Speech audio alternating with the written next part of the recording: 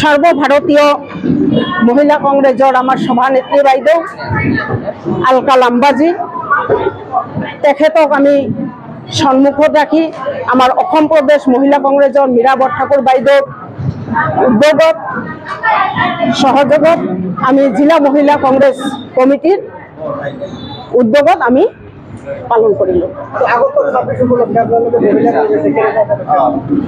আগন্তুক ২৬ নিৰ্বাচনত আপোনালোকে বুজিয়া পালে আজি আমাৰ মিটিংখন আমি আজি ভাবিছিলো যে আমি প্ৰতিষ্ঠা দিৱসে পালন কৰিম, কিন্তু ইমান সংখ্যক মহিলা আহি গৈছে মই আৰু মিটিং নকৰি নাপালোৱে।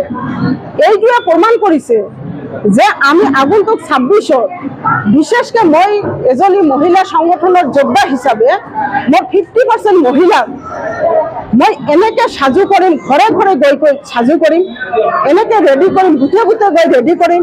মোৰ লগত আছে মোৰ সহযোগী আমাৰ মহিলা ব্লক প্ৰেচিডেণ্টসকল আছে, মণ্ডল মহিলা প্ৰেচিডেণ্টসকল আছে।